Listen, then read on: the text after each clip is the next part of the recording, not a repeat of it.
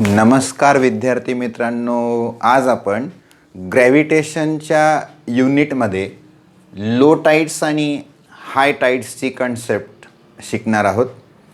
Low tides आणि हाय tides ज्याला आपण एक सिम्पली समुद्रामध्ये येणारी भरती आणि ओहोटीच्या नावाने ओळखतो. त्याच्या दृष्टीने जर विचार केला, आपण जर समुद्राच्या काठी गेलो तर कधी समुद्राच्या लाटा अशा काठाकडे येतात आणि नंतर मग काठापासून दूर जातात. म्हणजे समुद्रामध्ये कधी पाण्याची लेवल हाय होते तर कधी लो होते आणि हेच त्या ठिकाणी आपण फॉर्मेशन ऑफ लो टाइड्स आणि हाय टाइड्स असं विचारात घेतो. साधारण याच्या मागची कारणं जी सांगितली जातात ती कारणं एक त्याला असं म्हटलं जातं की हे सगळं जे काही लो टाइड्स किंवा हाय टाइड्स, भरती ओहोटी, समुद्रामध्ये येणं, हे चंद्राच्या गुरुत्वाकर्षण म्हणजे due to the gravitational force of moon and earth यांच्यामधल्या ग्रॅव्हिटेशनल फोर्समुळे ही इव्हेंट होते. And this events are totally due to the gravitational force or gravitational force of attraction of the between the earth and moon. And we know that all planets are revolving around the sun, then moon revolving around the earth, and this type of events are happen in a sea due to the gravitational force between the moon and earth. Listen, what happen at low tides, what happen at the time of low tides and what happen at the time of high tides. नेमकं हाय tides केव्हा होतात, low tides केव्हा होतात ते आपण आता समजून घेऊ, थोडं अंडरस्टँड करू. याच्यामुळे तुम्हाला एक असं लक्षात येईल, कुठलीही वस्तू जर असेल, समजा आता आपण या अर्थ आहे, समजा ही दिस इज अ अर्थ आणि अर्थच्या ऑर्बिटमध्ये मून फिरतोय, राईट. अर्थच्या ऑर्बिटमध्ये हा समजा मून आहे, हा फिरतोय. मूनला अर्थभोवती जवळपास 27 दिवस 7 hours 43 minutes आणि 11.5 सेकंद एक रोटेशनसाठी लागतात. Moon is revolving around the earth in a 20 means complete one round around the earth 27 days 7 hours and 43 minutes and 11.5 seconds. Then this total rotation is completed. At that time the full moon day, new moon day अशा प्रकारच्या events पण त्या ठिकाणी होतात. म्हणजे एकंदरीत we know that we see only one face of the moon from the earth. आपल्याला चंद्राचा एकच भाग दिसतो पृथ्वीवरून. असं का होतं? Because the moon takes a 27 days 7 hours 43 minutes and 11.5 seconds around the earth and itself also. म्हणजे स्वतःभोवती फिरण्यासाठी लागणारा वेळ आणि पृथ्वीभोवती फिरण्यासाठी लागणारा वेळ सेम आहे. That's why we can see only one face of the moon, right. Then what are the effects of the gravitational force? Listen. Then you observe that every object is attracted toward the surface of earth. Every object is attracted toward the surface of earth means toward the center of the earth. All bodies are on the surface of earth, they are attracted toward the center of the earth, right? Means the effect of the force due to gravitational force due to the earth, all bodies on the surface of earth, and same gravitational force is exerts between the earth and moon, right? That's why we know that this force is in the form of centripetal force, and we also know that the 71% part of the earth is totally covered by water and 29% part of earth is on due to the covered by the land. Means level of water is greater on the surface of earth, right? Suppose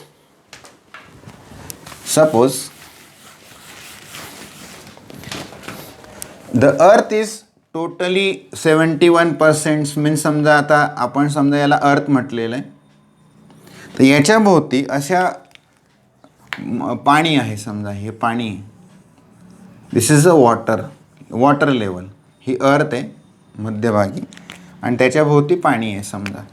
मग आता इथे पाण्याचा जो स्तर आहे तो जो काही 71% जे काही कवर आहे हे वॉटर आहे समजा. आता याच्यात कसं होतं लक्षात घ्या, ज्या वेळेला आपण असं म्हणतो की इथे जे काही सगळं वॉटर आहे हे कोणी ओढून धरलेलं आहे, due to the gravitational force of earth the water is hold towards the centre. हे जे पाणी आहे हे अर्थने आपल्याकडे ओढून धरलेलं आहे, पण ज्या वेळेला ती फिरते त्यावेळेला एक्झॅक्टली त्याच्या विरुद्ध दिशेने फोर्स लागतो, त्याला सेंट्रीफ्युगल फोर्स असं म्हणतात. सेंट्रीफ्युगल फोर्स, जसं आपण टुवर्ड्स द सेंटर म्हटलं होतं की तो सेंट्रिपिटल फोर्स असतो, तसा हा सेंट्रीफ्युगल फोर्स असतो, ज्याच्याने हे पाणी अर्थ जेव्हा फिरते त्यावेळेला दूर ढकललं जातं. जसं वॉशिंग मशीनमध्ये आपण बघितलं असेल सेंट्रीफ्युगल फोर्स असतो. सेंट्रीफ्यूज मशीन जे DMLT लॅबमध्ये आपण ब्लड युरिन वगैरे चेक करतो त्या ठिकाणी सेंट्रीफ्यूज मशीन वापरतात. तिथेही आपल्याला लक्षात आहे की centrifugal means away from the centre, centrifugal force त्यावेळेला लागतो, म्हणजे पाणी असं ढकललं जातं आणि त्या पाण्याचा व्हॉल्यूम मेंटेन राहावा म्हणून त्या ठिकाणी टॉप आणि बॉटमकडून अजून त्याला एक सेंट्रीपिटल फोर्स म्हणजे टुवर्ड द सेंटरचा फोर्स लागतो, त्याच्यामुळे तो व्हॉल्यूम मेंटेन राहतो. पण होतं काय, ज्या वेळेला या ठिकाणी अर्थ, मून आणि सन हे तिन्ही जे काही आहेत ते एका रेषेत जेव्हा येणार, समजा आता या ठिकाणी आपण अर्थ घेतली, नंतर आपण इथे मून घेऊ शकतो आणि इथे सन घ्या समजा, बरोबर. हे अर्थचं ऑर्बिट ज्याच्यामध्ये मून फिरणार आणि ह्याच्या भोवती म्हणजे ही जी पृथ्वी आहे हे अर्थचं ऑर्बिट असेल जे सूर्याभोवती असेल. दिस इज अ सन. आता लक्षात काय घ्यायचं आहे आपल्याला, ज्या वेळेला हे एका रेषेमध्ये येणार, असे एका रेषेमध्ये येतील त्यावेळेला काय लक्षात येतं की सनचा जो ग्रॅव्हिटेशनल फोर्स जास्त आहे, इफेक्टिव्ह आहे, पण distance between the sun and earth is very large. That's why the effect of gravitational force of sun is not exactly at the centre of earth. असतो इफेक्ट पण थोडाच असतो, म्हणजे खूप जास्त नसतो. मग त्याच्यामुळे काय लक्षात येतं की या ठिकाणी जे वॉटर असेल, या ठिकाणी हे जे पाणी मी दाखवतोय आता, हे पाणी थोडंसं ताणलं जातं, असं थोडंसं होडलं जातं ते असं या बाजूने, आणि ह्या बाजूने ते दाबलं जातं, असं ह्या बाजूने असं दाबलं जाणार. म्हणजे फॉर एक्झाम्पल तुम्हाला समजा काढायचं म्हटलं तर असं लक्षात येईल या ठिकाणी की या ठिकाणी थोडं स्ट्रेच होतं, नंतर इथे दाबलं जातं, परत इथे थोडंसं फुगीर होतं, असं इथे दाबलं जातं थोडंसं अशा पद्धतीने. हा भाग असा दाबला जातो आणि हा फुगीर होतो, हा पण फुगीर होतो, स्ट्रेच होतो. एक्झॅक्टली अपोजिट, म्हणजे समजा तुम्ही याला A आणि B असं म्हटलं आणि हे C आणि D, तर C आणि D पॉईंट्सला ते दाबलं गेलं वॉटर आणि हे थोडंसं असं पुल झालं इकडे. तर लक्षात काय येतं की ग्रॅव्हिटेशनल फोर्स अशामुळे झालं. पण त्याच्यानंतर सन जर तिथे आला, मून जर तिथे आला तर अजून काय होणार, याचा पूर्ण ग्रॅव्हिटेशनल फोर्सचा इफेक्ट बरोबर सेंटर ऑफ अर्थवरच येतो, पण सेंटर ऑफ अर्थच्या पुढे तो कमी होऊन जातो. म्हणजे सेंटर ऑफ अर्थपर्यंत आहे ना, म्हणजे याचा इफेक्ट इथपर्यंत जाणार असं, आणि त्याच्यामुळे या ठिकाणी मग ग्रेटर पूल होतो, जास्तीचं पूल होतं, म्हणजे वॉटर जास्तीचं पूल होतं.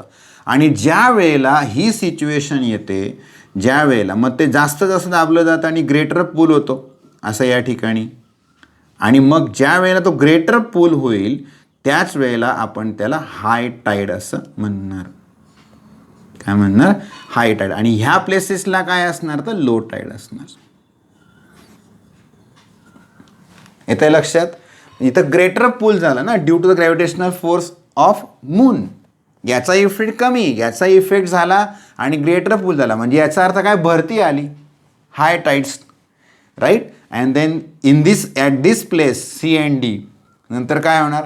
Low tides. समजतंय? येते लक्षात? मग अशा पद्धतीने समजा आता या ठिकाणी मून इथे होता ना, इथे मून होता, मग समजा तो आता इथे आला,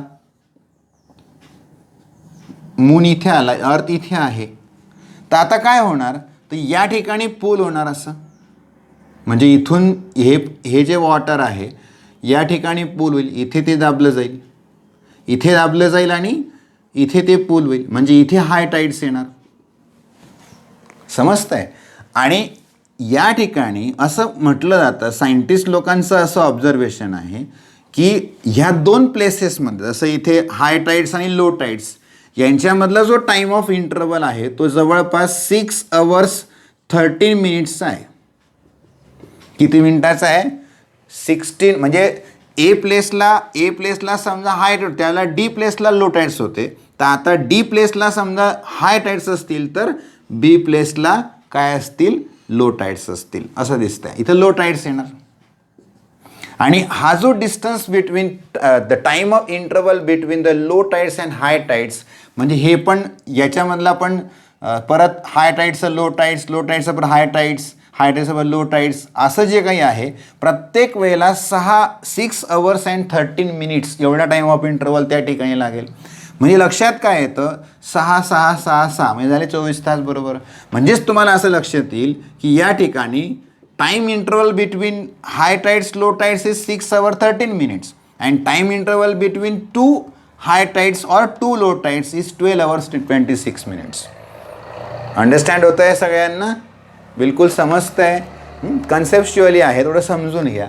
म्हणजे आपल्याला याच्यातून काय लक्षात येतं की हे काही असं म्हणजे अमावस्येलाच होतं, पौर्णिमेला होतं, त्यावेळेच्या घटना या खूपच मोठ्या प्रमाणात हाय टाईड्स किंवा लो टाईड्स असतात. परंतु नॉर्मल डेला सुद्धा हे घडतं, म्हणजे दिवसातून 2 वेळा ते घडत असेल आपल्याला लक्षात येत आहे.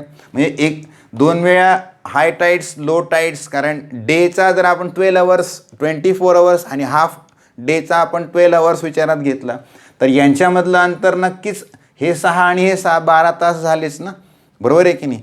म्हणजे ह्या 2 दिवसातून ह्या घटना 2 वेळा घडतात, लो टाईड्स आणि हाय टाईड्स, असा तो भाग आहे.